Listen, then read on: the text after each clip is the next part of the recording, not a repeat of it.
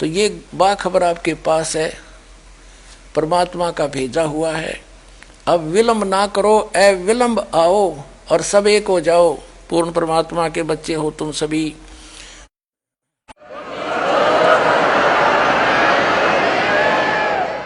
इस दास के द्वारा दिए गए इस सत्य आध्यात्मिक ज्ञान से परिचित होकर के एक मुसलमान भक्त मोहम्मद शहजाद खान उर्फ शहजाद दास जी आपको अपना अनुभव बताएंगे। इनके मुख कमल से सुने। सर, क्या मानते हैं आप कुरान शरीफ में या मुसलमान धर्म में परमात्मा को, जैसे हिंदू परमात्मा कहते हैं और क्रिश्चियन गॉड कहते हैं और सिख धर्म में रब का दर्जा दिया जाता है, तो मुसलमान धर्म में आप बता रहे थे कि भी अल्लाह ताला का दर्जा दिया जाता है, तो वो क्या साकार है, निराकार है, बेचून है, क्या पोजीशन है उसकी आपके धार्मिक ग्रंथों में?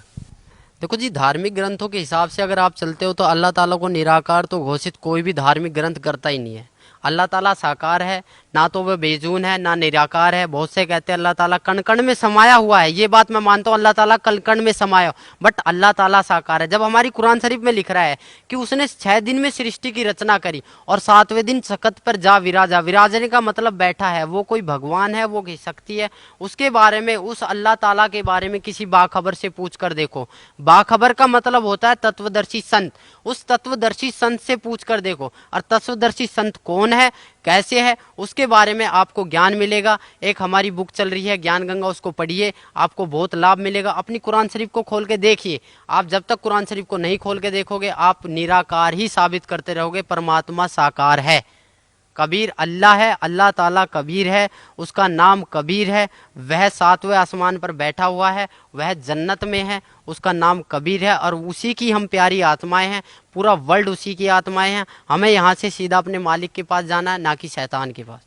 अगर आपको मेरी बात पे यकीन नहीं है तो आप मौलवी साहबों से जाके पूछो, उनको खंगालो, उनको देखो वो कितने जानते हैं। अगर आपको तब भी प्रश्न का उत्तर ना मिले तो आप यहाँ पर आइए, बरवाड़ा सत्संग में आइए, सुनिए, मालिक से विचार कीजिए, यहाँ पर ज्ञान लीजिए। अगर आपको फिर भी विचार का, यहाँ पर आपको सारे प्रश्नों के उत्तर दिए जाएंगे। यहाँ पर आपको एक संतुष्टि करी जाएगी चारों ओर से। हम सिर्फ एक आत्मा है, हम सिर्फ एक मानव है। हमारा धर्म जो मानव है, हमारा हिंदू मुसलमान सिख ईसाई से कोई लेना देना नहीं है। अगर इस जाति प्रथा को आप सदा जिंदगी चलाते रहोगे तो कभी भी आप अल्लाह ताला की प्राप्ति नहीं कर पाओगे। जो क्यों चल रहा है ये आपके लिए चला है, ये उस मालिक का फरमान है। अगर आप समझ जाओ तो जल्दी आ जाओगे। नहीं, मालिक की एक वाणी है, गरीब दास ये वक्त जाता है, रोओगे इस पैरों।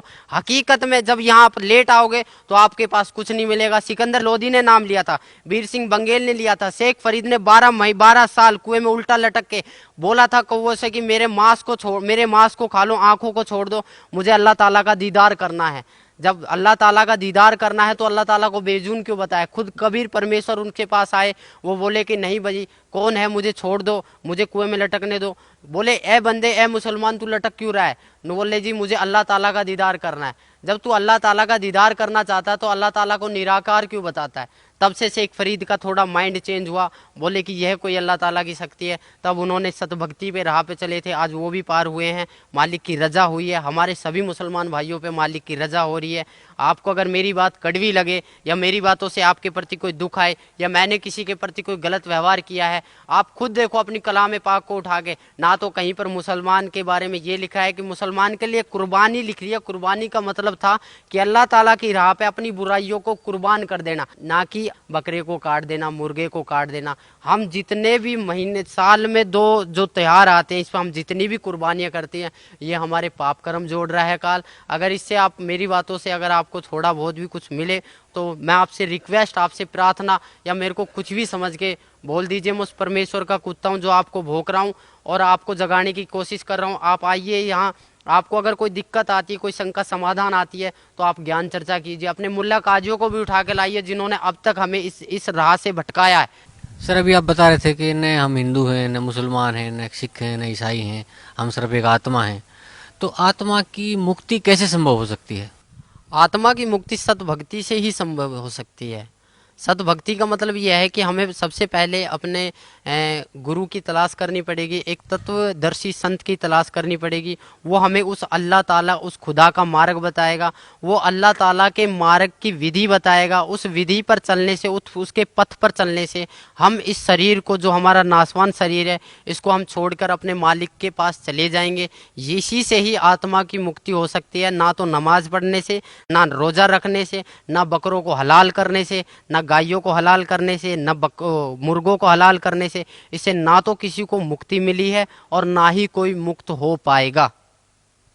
तो सर, इस जहान में कौन है वो तत्वदर्शी संत जो हमें मुक्ति प्रदान कर सकता है? इस पृथ्वी पर एक सतगुरु रामपाल जी महाराज जी हैं, जो हमें, वो अल्लाह ताला के नुमाइंदे हैं, वो अल्लाह ताला के फरिश्ते हैं, वो अल्लाह ताला के भेजे हुए एक पैगंबर हैं। अगर आप उनके पास आके नाम दीक्षा, जो भी वो अल्लाह ताला की विधि आपको बताए, उसको अगर आप अपने सच्चे मन से एक तड़प के साथ, जिस प्रकार आप एक नमाज को तड़प के साथ, जिस प्रकार एक आप रोजे को तड़प के साथ करते हो, उसी प्रकार आप इस विधि को भी तड़प के साथ अगर कर लो, तो आप 100%, 101% आप पार हो जाओगे और उस जन्नत में चले जाओगे, जहां वास्तव में ही खुदा है, जहां वास्तव में ही अल्लाह ताला है, जो साकार बैठा है, जो हमारे लिए बहुत रोते हैं, जो जिनसे हम बिछड़ के बहुत दुखी हुए हैं। इस संसार में ऐसा कोई सा भी मनुष्य नहीं है जिसके ऊपर दुखों का आप पहाड़ नहीं पड़ा है। अगर वो दुखों का निवारण और इस संसार, इस काल के जाल से छूटना चाहता है, इस शैतान के जाल से, तो वो सतगुरु रामपाल जी महाराज की शरण में आए। यही वो खुदा है, यही वो गॉड है, यही वो ईश्वर है, यही वो भगवान है, यही वो अल्लाह ताला है, यही वो अल्लाह ताला है, यही वो खुदा है, जो आपको इस काल के जाल से मुक्त करवा सकते हैं। अन्यथा इस पृथ्वी पर ना तो किसी मुसलमान के प्रवक्ता के बस की है, ना किसी नमाज के पढ़ने से होगा, ना रोजे रखने से होगा, ना ही आपको कुरान, ईद और बकरा ईद मनाने से होगा, ना ही आपको मांस काटने से होगा। सबसे पहले आप आइए और मांस को छोड़ने की कष्ट कीजिए, क्योंकि हम जितनी जीव हत्या करेंगे उतना ही हमारा पाप कर्म बढ़ता ही चला जाएगा। ये कुरान शरीफ में भी लिख रहा है कि मनुष्य अपने जीव के स्वाद के लिए इस कर्म को कर रहा है, अन्यथा कोई कर्म नहीं है। ना ही तो कहीं मुसलमान वो कुरान शरीफ में लिख रहा है, ना ही कहीं फज़ाइल अमाल में लिख रहा है। आप किसी भी एक अच्छे मौलवी काजी से पूछोगे कि आप इस मीट को जायज़ है नाजायज़, तो वो 100% आपको यही बोलेगा कि ये नाजायज़ है, खाली एक जीव का स्वाद है, इसके अलावा और कुछ नहीं। अगर आप मालिक के पास जाना चाहते हो, सब एक भाई हो, सभी एक बाप की संतान हो, उस बाप को पहचानो और उस बाप की शरण में आइए। और इसके अलावा आप लोगों से क्या कहूँ, आप सब समझदार हो, मेरे से ज़्यादा आप पढ़े लिखे हो, मेरे से ज़्यादा आप जानकारी रखते हो। जितने भी मुल्ला काजी, जितने भी काजी साहब, जितने भी मुसलमान भाई मेरे सब चीज़ों को सुन रहे हैं, मेरी आवाज़ आप तक कानों तक जा रही है, तो प्लीज़ मेरी आपसे अरदास है, मेरी एक रिक्वेस्ट है, मेरी एक प्रार्थना है कि कम से कम आप उस कुरान शरीफ को खोल के देखो, जो आपने 20-25 साल से वो कुरान शरीफ खोल के नहीं देखी। जब तक आप उस कुरान शरीफ को खोल के नहीं देखोगे, तब तक इस ज्ञान को पाना, उस अल्लाह ताला को पाना आपके लिए इम्पॉसिबल नहीं, बड़ा कठिन सवाल हो जाएगा। आज तक हमें खुद नहीं पता कि वो अल्लाह ताला कौन है, और हम अपने बच्चों को क्या बताएंगे कि वो अल्लाह ताला कौन है। जी धन्यवाद भाई साहब, आपका बहुत बहुत।